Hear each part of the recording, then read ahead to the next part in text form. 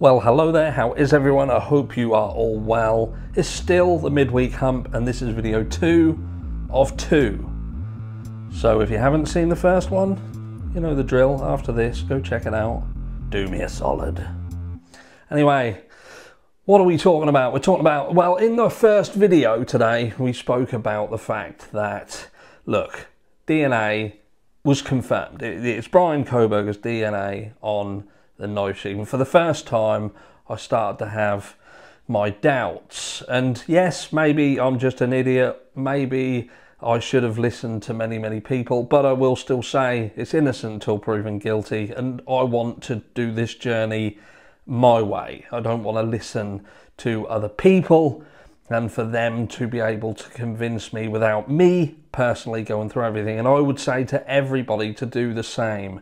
Do your own journey. Do your own research, your own homework, and make sure that what is there, you've seen it yourself. Because what I will say is this, there are some people who, they've got a nerve. They've got a nerve.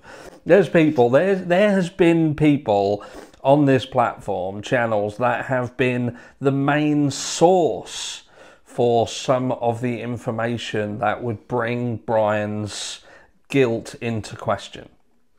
The main perpetuation of whether this is some form of conspiracy, and in fact some people were involved and other people were involved, and we've had guests on their shows and saying this and saying that and saying the other, and they have now started to distance themselves from that fact, as if from the very start they had him pinned as the man who did it, the guy, the only one. He did it on his own, and fuck off. Grow some balls, get some stones, admit to it, like I can admit. Do you know what I mean? The stuff on my channel is my responsibility. My responsibility. And the things that I say on my channel, I say them because at the time of saying them, there is evidence to support. And I will continue this video in that vein. Because even with Bryan Kohberger being guilty, if indeed he is proven guilty, I still have some questions. Steve Gonsalves turned around and said he was jealous. Bryan Kohberger did this because he was jealous. And I think to myself, does jealousy in this scenario work? What would make someone jealous?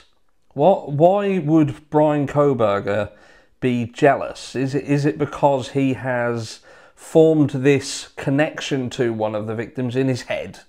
Did he do that? Because, JB Gunny, he said something quite, I suppose, quite real, and that is that Bryan Kohberger, he's not a bad-looking guy. Do you know what I mean? He's not a bad-looking guy. He's smart. You would consider him being smart, and he's got, or had, a bright future ahead of him. And there would be females who would be attracted to that. So I can't see a situation where Bryan Kohberger would struggle to get female attention. Now I consider what evidence came up early with the strange girl from Tinder, and she had turned around and said that he tried to tickle her and so on and so forth, so maybe he was just bad with the women and that was what held him back. And could that have been a factor in why he did it? It's feasible, but I still feel that he could have got female attention. I think there would have been equally as awkward females who would have been his perfect match, his soulmate perhaps. So I struggle with a jealousy angle. Bryan did this because he was jealous. Because what was he jealous exactly of?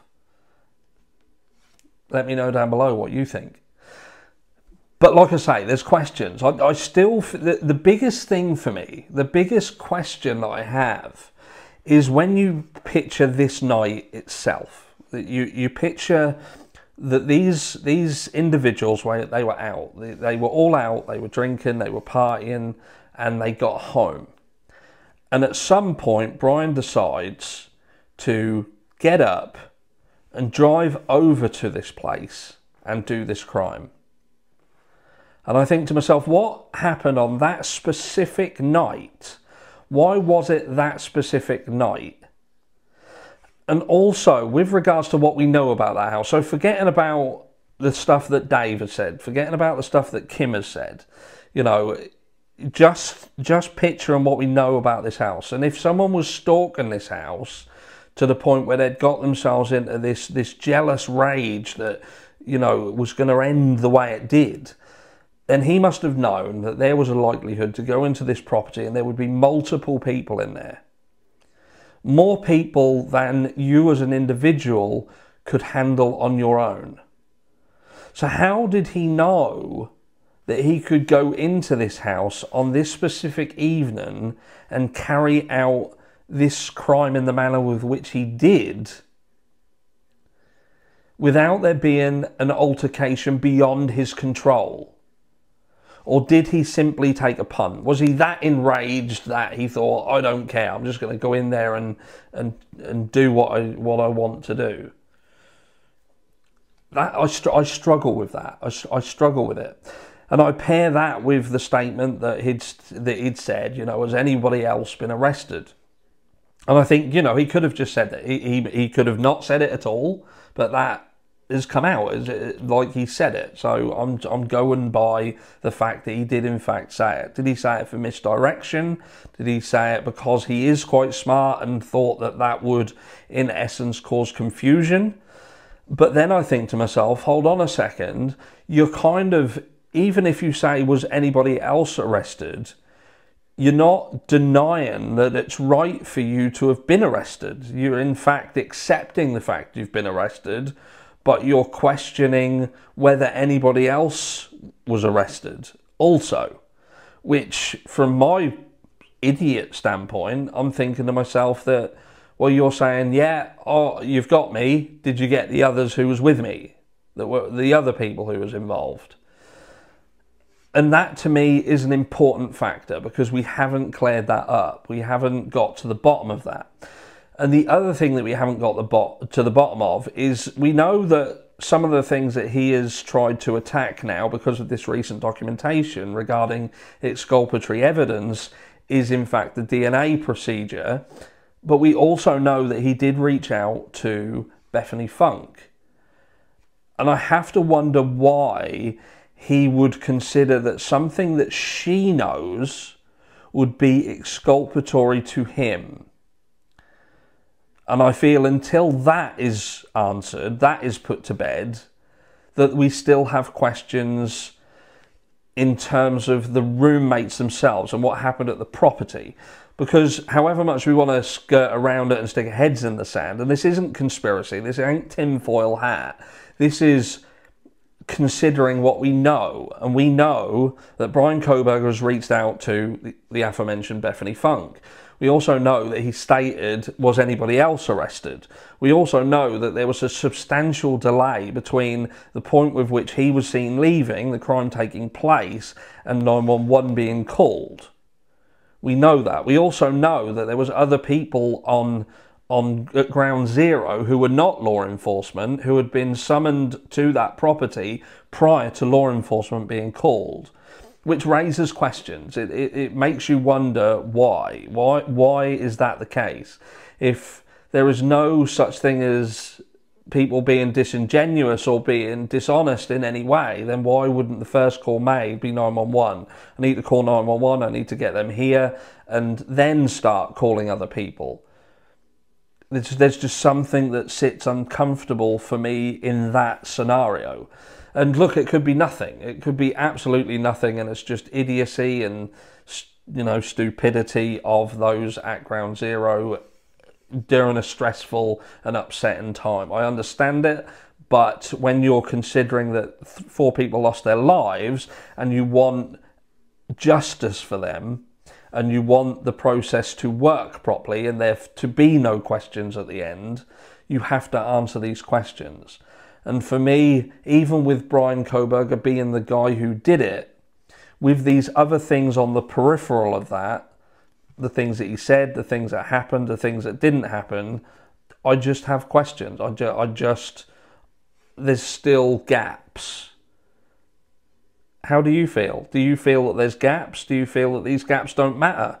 Much like with regards to the DNA situation, what Brian Koberger's trying to attack a proportion of that procedure, what they're ultimately saying, well, that's irrelevant anyway. That's not exculpatory evidence because we're not including it because it doesn't matter. It's just part of the process that got us to this process, which was ultimately us taking a swab of your DNA and it matching this.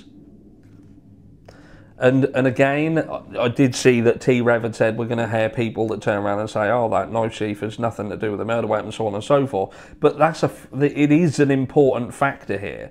It is an important factor that they have to prove, as far as we know, they don't have a murder weapon. Now, if they say that that is connected to it, but then later on it's proven that the weapon was not belonging to that, it will throw a little bit of a spanner in the works. And I'm not saying it's massively important, but it could play a part.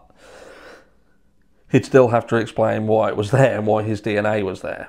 And I know some people are still going to question, well, how was there not DNA in his car if they didn't find DNA in his car? And again, that is speculation on my part. I'm not saying there was no DNA in his car, but as far as we know at the moment, that has not been confirmed that there was. And if there wasn't, if he's done this crime in some sort of frenzied attack, and he's then gone straight from the house because he was seen walking straight out, and we've got this narrow time frame, which, okay then, if you're going to take that time frame, he obviously didn't have time to undress, get changed, shower, whatever, but he's gone into his car and there's been no transfer of DNA, when we know how easy it is for DNA to be transferred, and we also know how difficult it is to get rid of DNA also. You have to question how he got out of the house and got into his car and got home and without there being any transfer, if indeed there wasn't. So I still ask the question, if there was no DNA in the car, there was no DNA in his apartment or anywhere, then what does that mean? Does it mean anything? Is it important? Let me know down below. This is just a shorter one. I'm interested to hear your thoughts, and I'll see you all tomorrow.